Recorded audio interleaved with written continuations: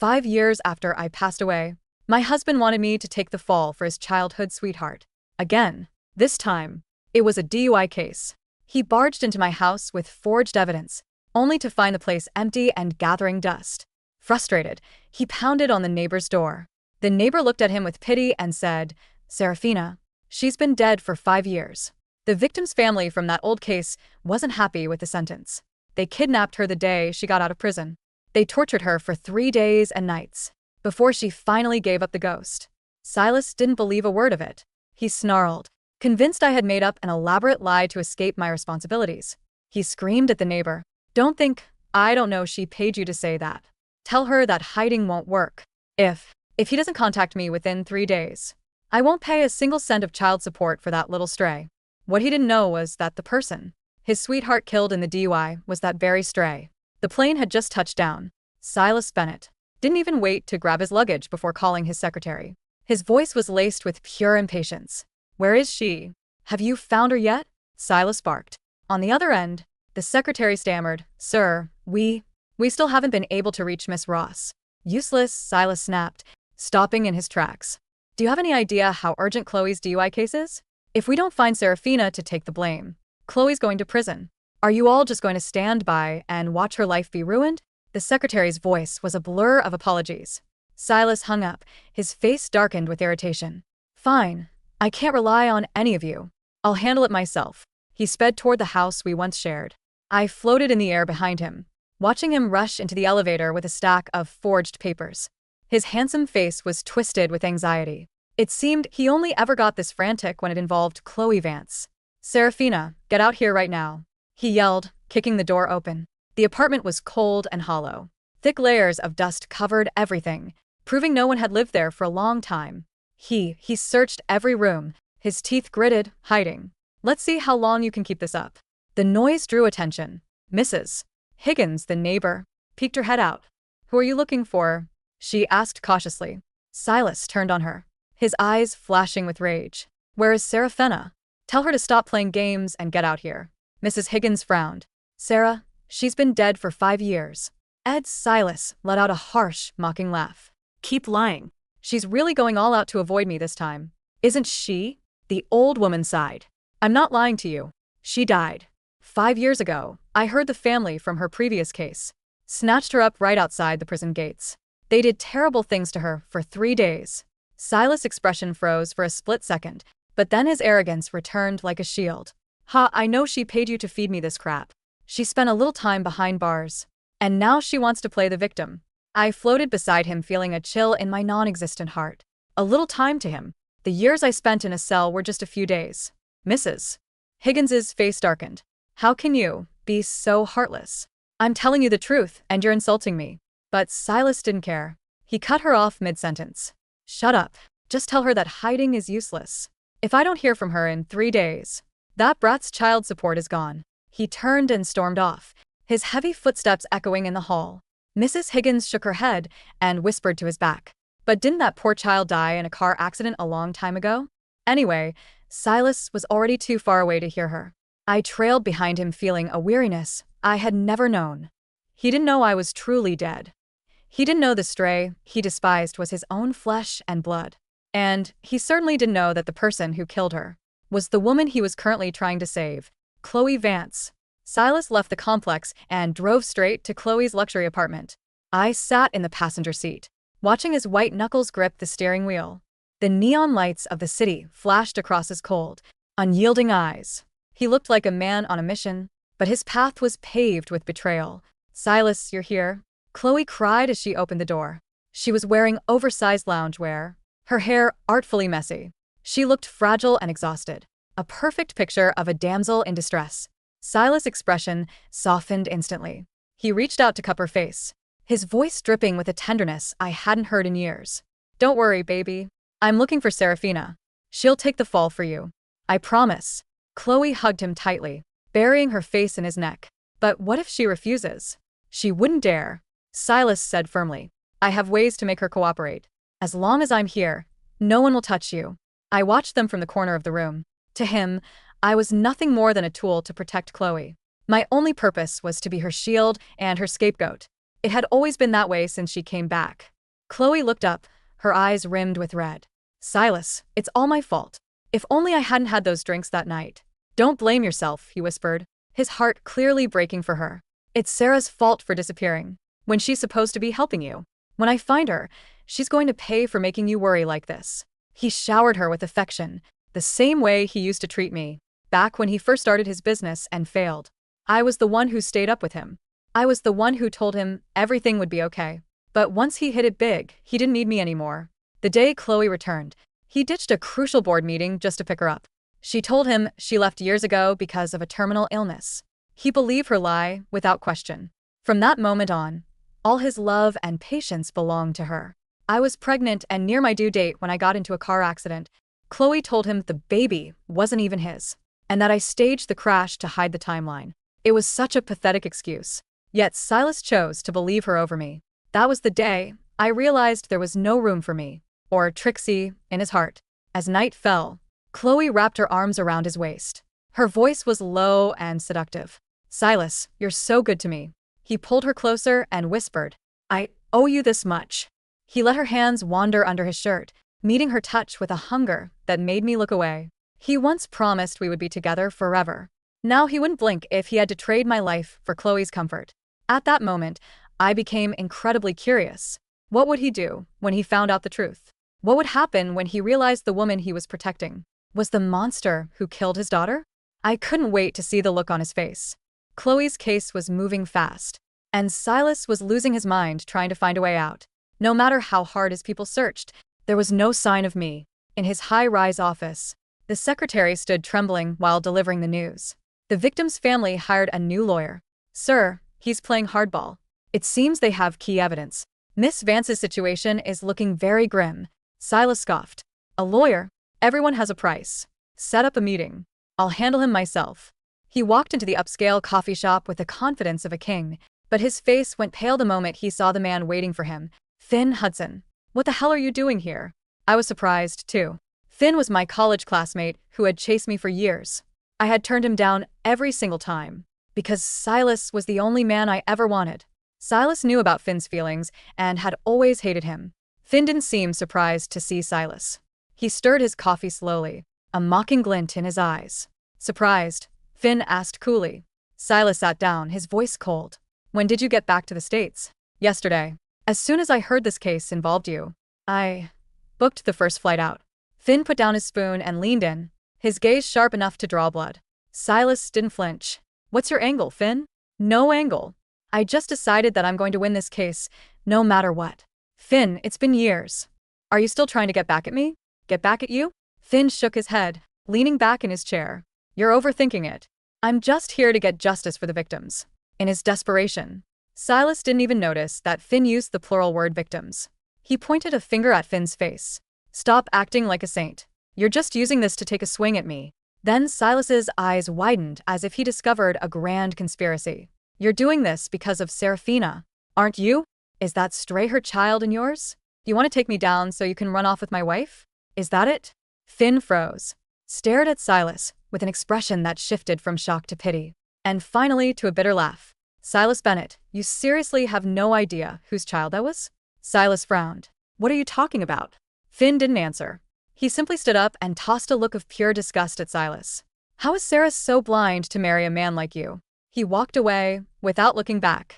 Silas stood there fuming, cursing under his breath, acting so high and mighty. He's just a loser. Nobody wants he. Stayed single all these years, just to lust after another man's wife. Pathetic. I watched Finn leave, and then looked at Silas's distorted, angry face. I realized Finn was right. I was blind. I was a fool to everything. Silas was a good man. I had sacrificed everything for a man who would throw away his own soul for a woman made of lies. Silas left the coffee shop in a foul mood. Since Finn wouldn't budge, he had to find another leverage point. Silas, how did it go? Chloe appeared behind him as he reached his car. She looked worried, but I could see the wheels turning in her head. Silas shook his head. Finn is the lawyer. He's determined to bury you. Chloe turned ghost white and grabbed his arm. Silas, what am I going to do? I can't go to jail. He patted her hand, though his brow was furrowed with stress. We'll find another way. Chloe's eyes flickered with a dark thought. She leaned in and lowered her voice. Silas, Serafina has a daughter, right, Trixie? Silas went still. What about her? Use the girl to threaten her. Sarah will come out of hiding for the brat, Chloe said confidently. She loves that little stray more than anything. She won't let anything happen to her. I stood right next to Chloe, wishing I could slap the smirk off her face. Trixie was just a little girl. Silas hesitated for a moment. But she's just a kid. Chloe immediately began to sob, using her go to move Silas. Do you think I deserve to rot in a cell? Do you think Sarah is better than me? I know I messed up by leaving you back then, but I have nowhere else to go. That pathetic look worked. Every time Silas's heart melted, he cupped her face. Don't say that. I would never let you suffer. Chloe held his hand. Silas, you're all I have left in this world. Silas closed his eyes, and when he opened them, the hesitation was gone. Let's go to the school. But things didn't go as planned. In the principal's office, the staff looked at Silas with confusion. Trixie, she hasn't been to school in over a month, the principal said. Silas's face dropped. What do you mean she hasn't been here? What kind of school is this? A student goes missing and you don't even know? The principal was taken aback by his outburst. We tried to call the guardian, but the number was disconnected. Our records show the mother passed away, and the father section is blank. Silas's pupils dilated. His fingers twitched. What did you say? The mother passed away. The principal nodded yes. The file says she died 5 years ago. Silas felt like the air had been sucked out of the room. His brain felt like it was short-circuiting. He still didn't believe I was dead. In his mind, I was a coward who would do anything to survive. Impossible. You're lying, Silas screamed at the office staff. Sarah isn't dead. You're all in on this, aren't you? She paid you to say this. The principal stepped back, frightened. Sir, we have no reason to lie. These are official records. Silas didn't listen. He stormed out of the office, his heart racing. Chloe followed him, panicked. Silas, where are you going? I'm going to find out the truth, he growled. I'm going to prove that Serafina is still alive. The tires of Silas's luxury sedan shrieked against the asphalt as he tore away from the school. Inside the cabin, the silence was suffocating, broken only by Chloe's shallow, ragged breathing. She sat in the passenger seat, her manicured fingers clutching the leather dashboard so hard her knuckles turned white. Silas, slow down, she whimpered, her voice trembling with a delicate, practiced fear. You're driving too fast. Please. Silas didn't answer. His hands gripped the steering wheel at 10 and 2, his veins bulging against his pale skin. His jaw was clenched so tightly that a muscle in his cheek twitched violently. He's terrified, I thought, floating calmly in the back seat, my transparent hands resting on his headrest. I could feel no warmth from him, only the icy chill of his mounting panic. He's terrified because for the first time in 5 years, the reality he built out of lies is beginning to crack. She's alive, Silas muttered, his voice a low, gravelly vibration. She has to be. Serafina is stubborn. She's manipulative. She probably bought off the principal. Yes, that's it. Finn Hudson has money now. He must have helped her forge those records to get back at me. Yes, that must be it, Chloe eagerly agreed, her voice rising an octave. She wiped a tear from her cheek, though her eyes remained sharp and calculating. Serafina always hated me. She'd do anything to make you look bad, Silas. Remember how she used to scream at you? She probably told the school she died, just so she wouldn't have to pay her share of anything. She's so selfish. Hearing her words, a bitter laugh escaped my ghostly lips. Selfish. I remembered the day I was arrested for Chloe's first hidden run. I was 8 months pregnant, my belly heavy, my body aching. Silas had knelt before me in our small, cramped apartment, back when he was still struggling to secure his first major contract. He had wept, kissing my hands, begging me to take the blame. Just this once, Sarah, he had pleaded, his tears wetting my skin. Chloe's father is the key investor for my startup. If she goes to jail, the deal is dead. We'll lose everything. Our baby won't have a future. Please, Sarah. I'll make it up to you. I'll get the best lawyers. You'll be out in a year, and I'll take care of our daughter. I had believed him. I loved him so much that I climbed into that cold, terrifying police cruiser, leaving my dignity behind. But the 1 year turned into 5. The lawyers he promised never materialized. And when I finally gave birth to Trixie in the sterile, hostile ward of the prison hospital, Silas wasn't there. Chloe had already returned, healthy and vibrant, telling him the child wasn't his. And he, eager for an excuse to ease his guilt, believed her. Now, Silas pulled the car up to the steps of the municipal bureau. He didn't even turn off the engine before throwing the door open. "Stay here," he commanded Chloe, his tone leaving no room for argument. "Silas, wait." Chloe reached out, but he was already gone, marching up the stone steps with the frantic energy of a man running from his own shadow. I followed him inside. The air in the municipal office was thick with the smell of old paper, floor wax, and cheap coffee. Silas bypassed the long queue, ignoring the protests of the waiting citizens, and slammed his palm onto the marble counter of the records department. "I need to verify a death certificate," Silas demanded, his breathing heavy. The clerk behind the desk, a middle-aged woman with tired eyes and a badge that read Martha, looked up with deep annoyance. "Sir, you need to take a number and wait your turn." "Do you know who I am?" Silas snarled, leaning over the counter. "I am Silas Bennett. I don't wait in lines. Look up the name Serafina Ross right now." Martha's eyes narrowed, but the sheer, desperate fury radiating from Silas made her think twice about arguing. She turned to her computer, her fingers tapping lazily on the keyboard. "Spell the last name." "Ross, Serafina." I drifted closer, hovering over Silas's shoulder. I watched the screen transition from a blue loading bar to a database of restricted files. "Serafina Ross," Martha read aloud, her voice devoid of emotion. "Date of birth, September 14th, 1996. Is that her?" "Yes," Silas said, his chest heaving. "Show me her current address." "She's hiding." "I know she is." Martha clicked on the file. A red banner popped up across the top of the screen. "Status: deceased." Silas's breath hitched. "No, that's a mistake." "Refresh the page. Look at the date." "It's a glitch." "It's not a glitch, sir," Martha said, her tone softening slightly as she read. Further, "The file was finalized 5 years ago, May 12th. Cause of death." She paused, her eyes widening slightly as she skimmed the details. "Severe physical trauma, hemorrhagic shock. The body was identified by a dental record comparison because—" She swallowed hard. "Because the damage to the facial structure was too extensive." The words hung in the air like a heavy fog. Silas stumbled back a step, his hand flying to his collar as if his tie was suddenly strangling him. No, that's impossible." "Finn Hudson. He's a high-profile lawyer. He forged this. He has the connections to alter state records. He did this to hide her from me." "Sir, this is a secured state database," Martha said, her professional patience wearing thin. "No lawyer, no matter how powerful, can forge a certified forensic autopsy report from the state medical examiner. If you don't believe me, you can request a copy of the autopsy and the burial records from the Pinecrest Cemetery.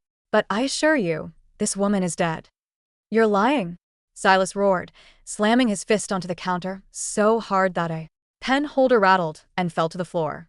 "You're all in on it. She's trying to punish me. She's trying to make me feel guilty, so I'll give her more money." Security guards began to move toward him from the entrance, their hands resting on their utility belts. Silas saw them coming. With a final, wild look at the computer screen, he turned and fled the building, his dress shoes clicking frantically against the polished tile. I remained in the lobby for a moment, looking at the screen. 5 years ago, Silas," I whispered to the empty air. "While you were celebrating Chloe's return with champagne and diamonds, I was lying on a cold metal table, unrecognizable even to the people who washed my body. And you didn't care enough to even check." When Silas returned to the car, his face was the color of chalk. He sat in the driver's seat, staring straight ahead through the windshield, his hands trembling against his thighs. "Silas?" Chloe asked, her voice dripping with artificial sweet honey. "What did they say? It was a lie, right? She's just hiding in some dirty apartment, pretending to be sick or dead." Silas didn't look at her. He started the car, the engine roaring to life with a desperate whine. "We're going to the cemetery." "The cemetery?" Chloe's voice cracked, a flash of genuine panic crossing her face. "Why would we go there?" "Silas, we don't have time for this. My court date is in 3 days. If we don't find Serafina to sign the confession, the prosecutor is going to file official charges. I could go to jail for 10 years. I need to see it, Silas whispered, his voice hollow. I need to see the grave. Once I see the fake headstone, I'll know it's a trick. I'll track down the stonecutter. I'll find the paper trail. She's alive, Chloe. She has to be. As the car sped through the city streets toward the outskirts where Pinecrest Cemetery lay, I drifted out of the car, floating above the rushing traffic. The memories of my final days began to wash over me, cold and relentless. 5 years ago, the day I walked out of the prison gates, the sun had felt blinding. I had spent 5 years in a concrete box, my body broken by hard labor and my spirit crushed by the knowledge that my daughter, Trixie, was growing up without me. I had only one thought in my mind: I need to find my baby. But as I stepped onto the gravel road outside the facility, a black van had pulled up. Before I could even breathe the fresh air, 3 men masked in black grabbed me. They threw a burlap sack over my head and dragged me into the darkness. They were the family of the man Chloe had hit and killed 5 years prior, the case I took the fall for. They didn't care that the court had sentenced me to 5 years. They didn't care that I had served my time. To them, 5 years in a minimum security prison was a mockery of their son's life. They wanted blood. For 3 days and 3 nights, they kept me in a damp, windowless basement. They tied me to a wooden chair. "Where's the rest of the money, you bitch?" they had screamed, striking me across the face until my teeth shattered. "You took our son's life and your rich husband bought you a light sentence. You think you can just walk free?" I had tried to tell them. I had tried to scream through the blood filling my throat that I wasn't the driver, that I was innocent, that Silas had forced me into it. But they didn't believe me. To them, my pleas were just the pathetic lies of a murderer trying to save herself. By the second night, my ribs were broken, my fingers crushed. I lay on the cold, concrete floor, staring at a small crack in the wall where a single ray of moonlight filtered through. I had managed to grab a discarded cell phone from one of the captors when he fell asleep from drinking. My fingers, broken and bloody, had tapped out Silas's number. I knew it by heart. I had repeated it like a mantra every single night. In my cell, the phone had rung. Once, twice, 3 times. Then, his voice came through the receiver, cold and annoyed. "Who is this?" "I told you, Sarah, stop calling me from different numbers. Your prison sentence is over, but that doesn't mean you get to drag me back into your mess. I'm busy." "Silas," I had gasped, my voice nothing more than a wet rattle. "Help me. Please, they have me, the basement, they're killing me." A woman's laughter had drifted through the background of the call. Chloe's laughter. "Silas, darling, who is it?" Chloe had asked in the background. "Is it that woman again? Tell her to stop ruining our dinner. The steak is getting cold." "Don't call me again, Sarah," Silas had said, his tone dripping with disgust. "Your acting skills haven't improved. If you want more money, find a job. Don't use fake kidnapping stories to beg. It's pathetic." He had hung up. The next morning, my heart stopped beating. Floating in the back seat of Silas's car now, I looked at his profile. His eyes were wide, filled with a desperate, manic hope that this was all a game. "You killed me, Silas," I thought, my spectral eyes fixed on his face. "You hung up the phone, and you let them beat the last breath out of my lungs. And now you want me to save your sweetheart again." Pinecrest Cemetery was located on a windswept hill overlooking the gray expanse of the bay. The trees were bare, their skeletal branches clawing at the overcast sky. Silas parked the car by the iron gates. He didn't wait for Chloe. He practically threw himself out of the vehicle and ran into the office of the cemetery. Caretaker. The caretaker, an elderly man with a thick wool sweater and a white beard, was sipping tea. He looked up in surprise as Silas slammed the door open. "Where is she?" Silas demanded, his voice cracking. "Serafina Ross. Where is her grave?" The caretaker sighed, putting down his mug. He adjusted his spectacles and pulled out a large, leather-bound ledger. After a few moments of flipping through the yellowed pages, he pointed a callous finger at a map of the grounds. "Section 4, Plot 112, the old man said softly. "Near the old oak tree." "She's been there a long time, son." Silas didn't say, "Thank you." He bolted out of the office and sprinted across the damp grass, his expensive leather shoes sinking into the mud. Chloe stumbled after him, her high heels catching in the turf, her face twisted in a mixture of anger and fear. I floated ahead of him, arriving at the plot before he did. The grave was small, It was tucked away in a shadowed corner where the sun rarely reached. The headstone was cheap, made of gray granite that had already begun to accumulate moss. On the stone, the inscription was simple: Serafina Ross 1996 to 2021 beloved mother. Rest in peace. There was no mention of her being a wife. There was no mention of Silas. Just beloved mother. Silas reached the grave and stopped. He stood there, his chest heaving, his eyes wide as he stared at the carved letters. He reached out a trembling hand, his fingers hovering over my name. No, he whispered. No. This isn't real. She paid for this. She bought the Plot. She put up a fake stone. He dropped to his knees in the wet grass, his expensive suit trousers soaking through with mud.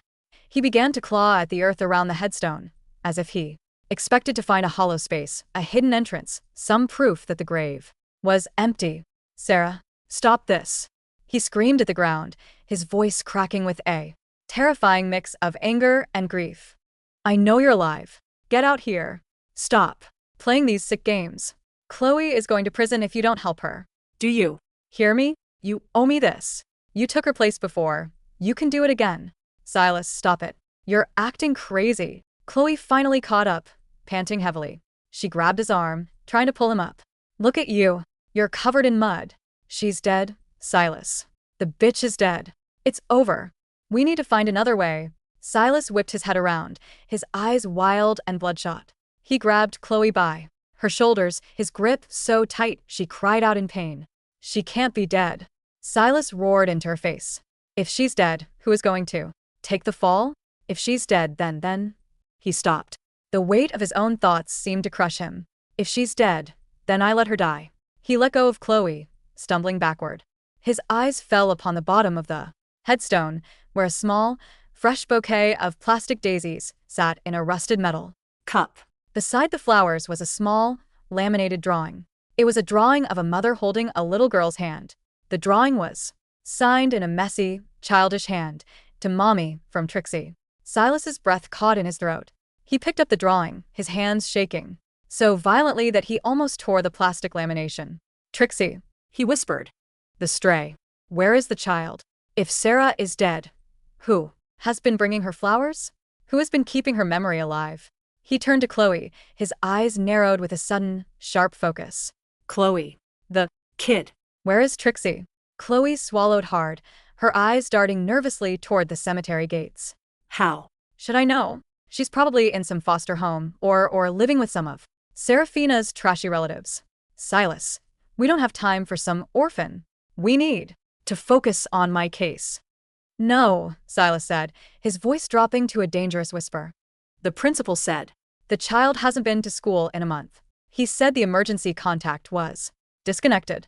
If Sarah died 5 years ago, who was raising Trixie? I don't care. Chloe screamed, her frustration finally boiling over. Who cares about that little brat? She was a mistake anyway. She wasn't even yours. She was mine. A cold, calm voice spoke from behind them. Silas and Chloe both spun around.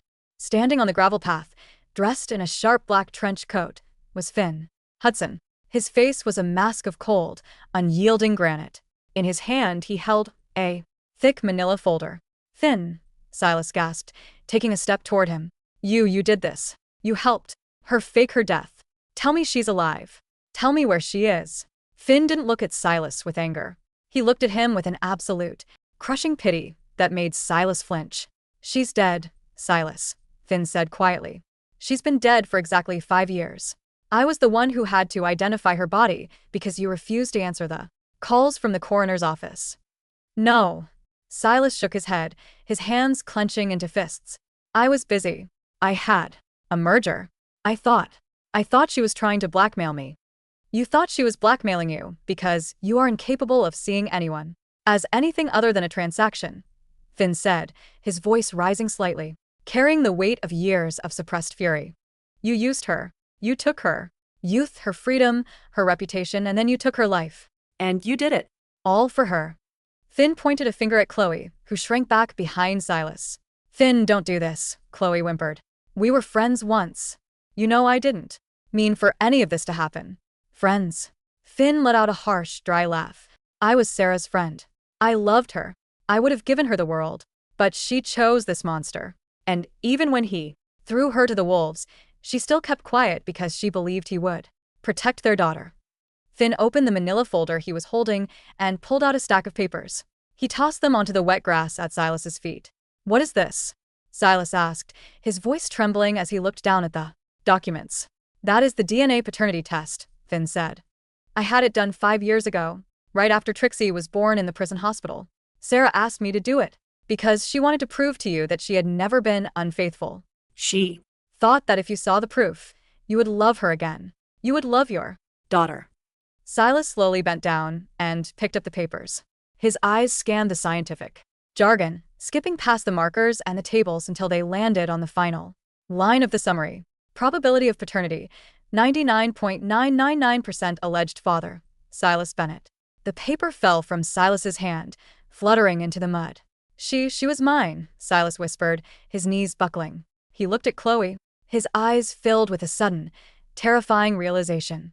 "Chloe, you told me? You said you saw her with another man. You said she staged the accident to cover up the timeline of her pregnancy." I was mistaken," Chloe cried, her voice rising in panic as she saw the look on Silas's face. "Silas, I swear, I thought she was lying. Everyone knew. She was close with Finn. I was just trying to protect you from being taken advantage of." "You lied to me," Silas said, his voice dead. "For 5 years, I called my own daughter astray. I refused to pay a single cent of child support. I let her live in poverty. I let her—" "Oh, it gets worse, Silas," Finn interrupted, his voice dropping to a whisper. That sounded like a knife slicing through silk. "You want to know where Trixie is? You want to know why she hasn't been to school in a month?" Silas looked up, his face pale, his eyes begging Finn not to say the words. "She's dead, Silas," Finn said. A choked, strangled sob escaped Silas's throat. No, she can't be. She's just a child. She was only 5 years old." "She was 5, Finn agreed, his eyes shining with unshed tears. "And she was walking home from her after-school daycare program because the relative looking after her couldn't afford a babysitter. She was crossing the street at a pedestrian walk. She was holding a drawing she had made for her mother." Finn took a step closer, his eyes locking onto Chloe's terrified face. A black SUV came speeding through the intersection. The driver was drunk, speeding at twice the limit. The car hit Trixie. It dragged her body for 50 yards before the driver finally stopped, panicked, and then drove off, leaving her to bleed out in the gutter. Silas's head snapped toward Chloe. His eyes were wide, the pupils dilated to the point of blackness. "The driver of that SUV," Finn said, each word falling like a hammer blow, "was Chloe Vance." Silence fell over the cemetery, heavy and suffocating. The wind died down as if the very air was holding its breath. I hovered between Silas and Chloe, watching the realization dawn on his face. It was a beautiful, terrible thing to behold. The man who had spent his entire life manipulating others, the man who had traded his wife's soul for his childhood sweetheart's comfort, was finally looking at the raw, unadulterated truth. "Chloe," Silas whispered, his voice shaking so hard he could barely form the syllables. Tell me he's lying." Chloe was shaking violently. She took a step back, her high heels sinking into the soft mud of my grave, her balance wavering. Silas, listen to me. It was dark. It was raining. I didn't see her. She just ran out into the street. I didn't know it was her. I swear to God, I didn't know it was Serafina's kid." "But you hit her," Silas said, his voice dangerously calm. "You hit a 5-year-old child. And you ran." "I was scared," Chloe screamed, her voice cracking as she dissolved into hysterical tears. "I had been drinking. I knew if the police caught me, my life would be over." "Silas, you promised you would protect me. You said you would find Serafina. You said she would take the blame. She's dead, Chloe." Silas suddenly erupted, his voice a deafening roar that echoed off the surrounding headstones. He jumped to his feet and grabbed her by the collar of her expensive designer coat, shaking her violently. "She's been dead for 5 years. Because of you. Because of your first hit and run. And now you killed my daughter. She wasn't yours." Chloe shrieked, her mask completely slipping, revealing the ugly, selfish core beneath. She was a dirty little brat. she looked just like That bitch Sarah. I'm glad she's dead. She was always in the way. Slap. The sound of Silas's hand striking Chloe's face was sharp and loud, like a pistol shot in the quiet graveyard. Chloe stumbled back, falling onto the damp grass, her hand clutching her reddening cheek. She looked up at him with a mixture of shock and pure, venomous Hatred. "You struck me," she whispered. "You've never raised a hand to me." "I should have left you to rot in prison 5 years ago," Silas said, his voice trembling with a cold, murderous rage. "I destroyed my life for you. I let my wife die. I let my daughter die. All for a monster." "You did it for yourself, Silas," Finn Hudson said, his voice cutting through the drama like a scalpel. He stepped forward and placed his hands in his pockets, looking down at the two of them with utter disgust. "Don't pretend you did this out of love for Chloe. You did it because you were greedy. You wanted her father's investment. You wanted the power. You wanted the status. You sacrificed Sarah because she was convenient, and you ignored your daughter because she was a reminder of your own guilt." Silas fell to his knees again, his face burying into his hands as he began to Sob. They were dry, racking sobs of a man who had realized he had traded gold for ashes. "What have I done?" he whispered into his palms. "What have I done?" "You're going to pay, Silas," Finn said. "Both of you." He pulled a small digital recorder from his pocket and pressed a button. A red light blinked on. "The prosecutor's office already has the forensic evidence linking Chloe's vehicle to the scene of the accident," Finn said. "But what they didn't have was a confession of her intent to flee and her knowledge of the victim. And now I have your admission of the forged evidence you plan to use to frame Sarah." Chloe's eyes went wide. She scrambled to her feet, lunging at Finn. "Give me That. Give it to me." Finn easily stepped aside, letting her stumble past him.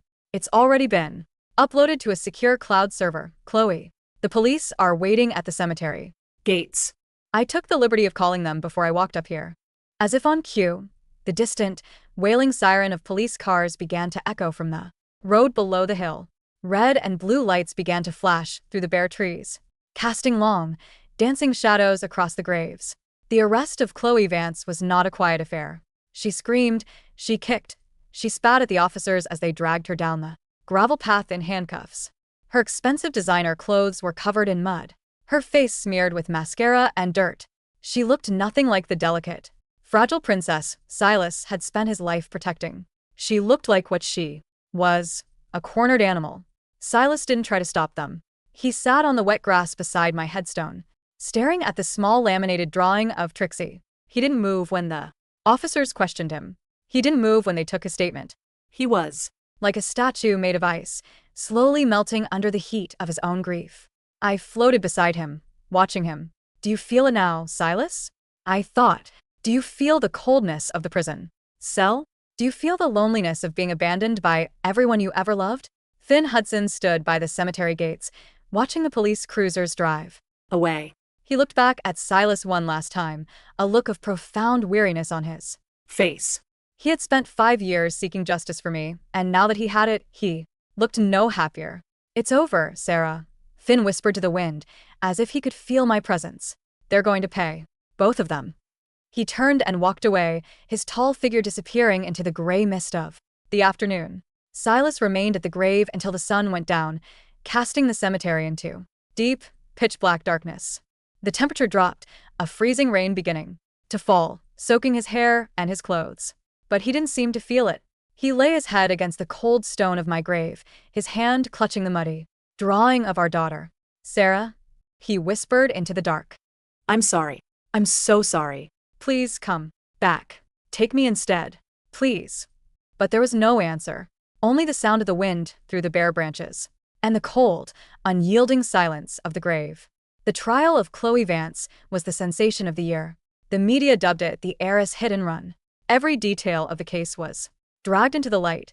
The original accident 5 years ago, the frame-up of Serafina Ross, the tragic death of the 5-year-old Beatrice Trixie Bennett, and the web of lies Silas Bennett had spun to protect his mistress.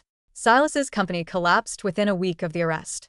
Investors pulled out, his board of directors forced him out, and his assets were frozen as the state launched an investigation into his financial dealings and the bribery involved in the original trial. But Silas didn't care about the money anymore. During the trial, he sat in the front row of the gallery every single day, He looked like a ghost himself. He had lost 20 pounds. His eyes were hollow and sunken, his hair white at the temples. He wore the same dark suit every day, his gaze fixed not on Chloe, but on the evidence photos of Trixie's drawing that were displayed on the projector screen. Chloe's defense team tried everything. They claimed she was suffering from severe post-traumatic stress, that she was under the influence of prescription medication, that the child had run into the road. But Finn Hudson was relentless. As the co-counsel for the prosecution, he dismantled their arguments with a cold, surgical precision.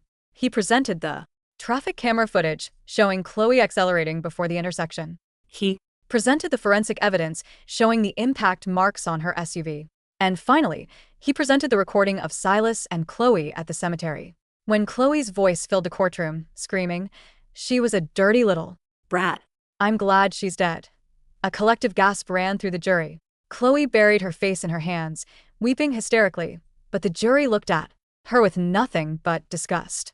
On the final day of the trial, Silas was called to the stand. He walked slowly, his footsteps heavy. When he took the oath, his voice was barely a whisper. The defense attorney stood up to cross-examine him. "Mr. Bennett, isn't it true that you pressured Miss Vance? That you were the mastermind behind the cover-up 5 years ago?" Silas looked at the attorney, then turned his gaze slowly to Chloe, who was looking at him with pleading eyes, hoping he would lie for her one last time. "No," Silas said quietly. "We did it together. We were both monsters. She killed a man, and I helped her hide it because I was greedy. And because we got away with it, she thought she could get away with it again. She killed my daughter. And I let her do it because I chose to believe her lies over my wife's truth." He looked back at the jury, his eyes completely devoid of hope. "I am as guilty as she is. I deserve whatever punishment this court decides." A heavy silence fell over the courtroom. The jury took less than 2 hours to reach a verdict. Guilty. Chloe Vance was sentenced to consecutive life terms without the possibility of parole for vehicular manslaughter, leaving the scene of an accident, and conspiracy to commit fraud and obstruction of justice. As she was led out of the courtroom in handcuffs, she screamed at Silas, cursing him, blaming him for her ruin. Silas didn't even look at her. He watched her go, with a cold, detached indifference. But Silas's trial was just beginning.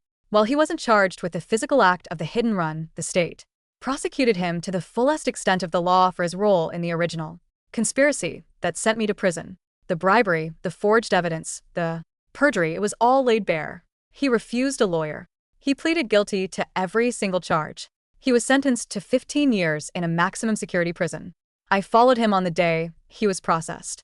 I watched as they shaved his head, as they took away his expensive clothes and replaced them with a coarse orange jumpsuit. I watched as they led him down the long, cold corridor to his cell. The heavy steel door slammed shut with a deafening metallic clang. Silas stood in the center of the small concrete box. It was identical to the cell I had lived in for 5 years. The same damp walls, the same cold steel toilet, the same narrow cot with a thin, scratchy blanket. He sat down on the edge of the cot. He placed his hands on his knees, staring at the gray concrete floor. 5 years, he whispered to the empty cell. Sarah spent 5 years in a place like this, while I was living in luxury. He pulled a small, crumpled piece of paper from his pocket. It was the copy of the DNA test Finn had thrown at his feet in the cemetery. It was the only possession he had begged the guards to let him keep. He smoothed out the creases, staring at the words, "Alleged father, Silas Bennett." "I'm sorry, Trixie," he sobbed, pressing the paper to his lips. "I'm so sorry." I floated in the corner of his cell, watching him weep. For the first time in 5 years, I felt a strange, quiet peace settle over my non-existent heart. The anger was gone. The betrayal was gone. There was only the quiet, cold weight of justice. "You have your prison now, Silas," I thought, my form beginning to grow lighter, more transparent. "You will spend the next 15 years in this concrete box, surrounded by the ghosts of your choices. And when you finally get out, you will have nothing. No company, no money, no wife, and no daughter." I took one last look at his broken, sobbing form. "I am going to find our daughter now, Silas," I whispered to the cold air of the cell. "She has been waiting for me. And you will be alone." I began to rise, floating up through the concrete ceiling, up through the heavy roof of the prison, and into the vast, beautiful blue of the evening sky. The Air was warm, and the stars were beginning to blink on, like tiny, welcoming Lights. And for the first time in 5 years, I smiled.